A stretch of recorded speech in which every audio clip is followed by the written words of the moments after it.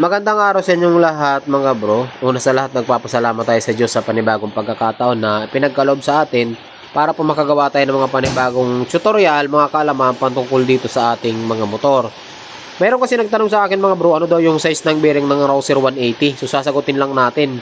Hindi lang natin basta sasagutin, tuturuan ko kayo ngayon kung paano magpalit ng front bearing ng Rouser 180. At bago natin umpisahan, kung mahilig po kayo sa mga ganitong klaseng video, huwag niyo pong kalimutan mag-subscribe and hit the notification bell para po palagi kayong updated tuwing mag-upload po tayo ng mga panibagong video. So tara!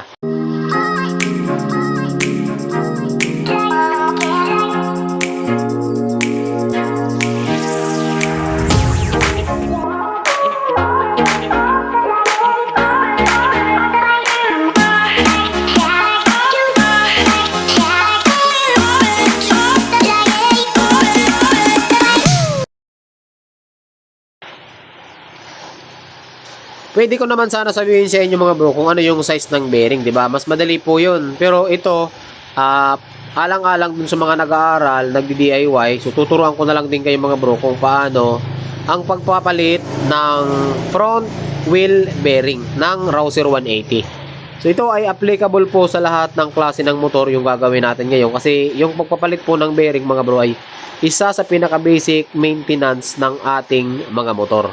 So, kapag ka mga palit bearing, dapat hindi nyo na po dinadala sa shop yan. Dapat kayo na lang mismo yung gumagawa kasi madali lang din naman. Ang mahalaga, meron kayong tools at meron kayong lakas ng loob. So, pasensya na kayo mga bro, medyo maingay. Umuulan po ngayon, tapos maingay yung surroundings natin, yung kapaligiran, no? So, isang mabilisang video lang ito, ano? Doon sa mga maalam na, skip na po yung video, pwede na kayong umalis or huwag nyo nang panoorin kaysa may sasabihin pa kayo. Ang mga basic tutorial natin mga bro ay para lang po ito sa mga nagdi-DIY, gusto makatipid. Okay? Hindi naman tayo na maalam na agad tayo, ano? Kumbaga, hindi tayo pinanganak na pagkadating mo dito sa mundo ay alam mo na yung lahat ng bagay. Hindi ganoon. Nag-uumpisa tayo sa mga basic knowledge. At itong video na ito ay para doon sa mga nag-aaral. Okay? Para doon sa mga gusto matuto. Mag-DIY ba? So, para maikli lang yung video natin mga bro. So, tirahin na natin to. Bago natin umpisahan mga bro, bakit ba tayo nagpapalit ng bearing? Okay, nagpapalit po tayo ng bearing kapag kaalog na, kapag magaspang na tumunog at maingay na. Ayan.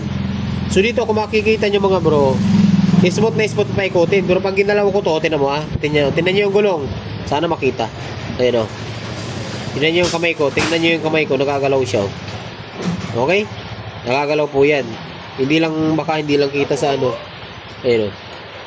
Baka hindi lang masyado kita pero yung side ng nagkaroon mga bro ng side play yan, ibig sabihin po niyan ay alog na. So para maikli lang mga bro, tanggalin natin to para sa mga naka-Rouser 180, gamit po kayo ng 22. Size 22. Ayan. Okay. So ngayon pagka umikot, kontrahin nyo na lang sa kabila. Ayan, tanggalin natin. Isang mabilis ang video lang to mga bro Yan. Tapos, luwak natin. Hugot na yan. Yung mga bushing, huwag nyo kakalimutan. Yan. Okay.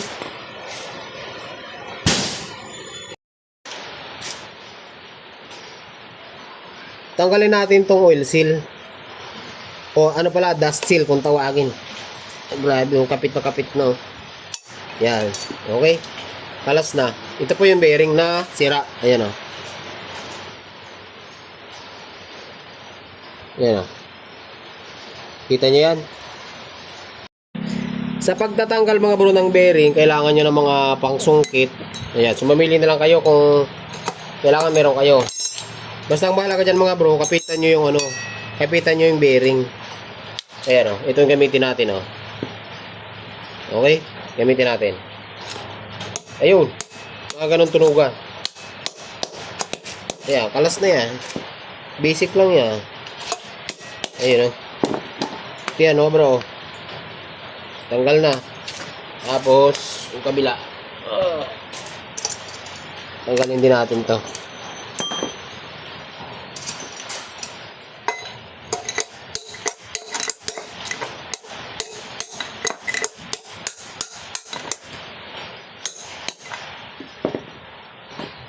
Okay.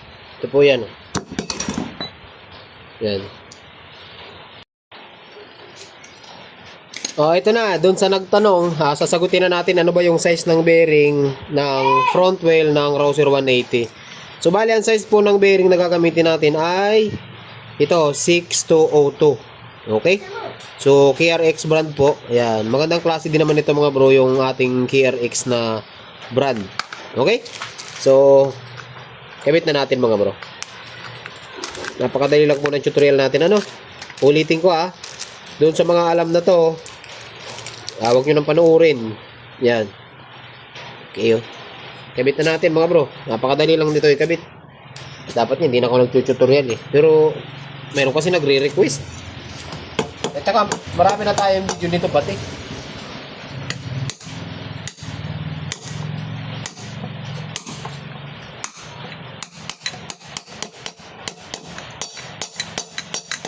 Yan. Okay. Tapos, huwag nyo kakalimutan itong bushing. Napakahalaga po ng bushing. Yan. Yan. Okay. Punasan muna natin. Yan. Tapos, palitan natin isa pa. Bali, dalawa. Palitan natin. Maganda to kasi mayroon dot seal.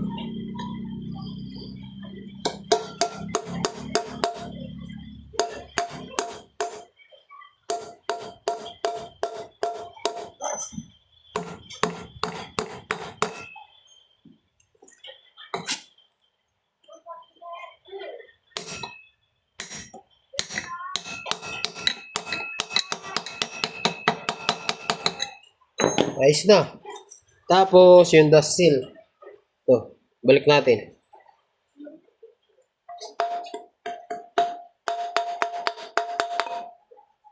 Ayos na. Tapos, kabit na natin.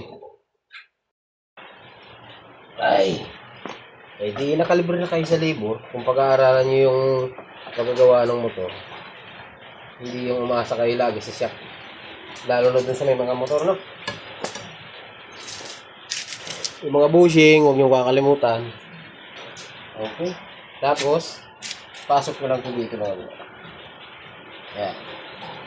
Para lang kayo naglalaro nito.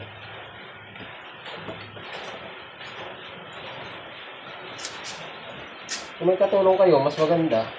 Kasi mas mabilis. Kung wala, tsagain nyo na lang. Wala kayo magagawa. Ayan. Ayan, pasok mo Meron lang. Pakadali lang. Saan na yung termino nito? Diba? Pakabilis lang, di ba? Para lang tayong naglaro. Tapos, huwag mo kakalimutan na igbitan yan.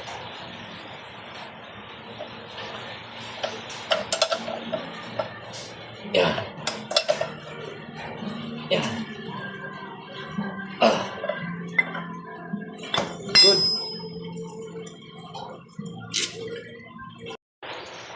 Yan check nyo mga bro, wala nang alog yan kahit alogin natin. Di ba? So, ayun lang. So, doon lang sa nagtanong, ulitin ko ano yung size. Ang size ng bearing natin ay 6202. Ito. Ay. Ayan 6202 para sa front wheel bearing. So, hanggang dito lang yung video natin. Sana nakatulong doon sa nagtanong. Magandang araw sa inyong lahat at ride safe sa mga nagmo-motor lagi. At shout out sa mga Kawasaki Rouser users.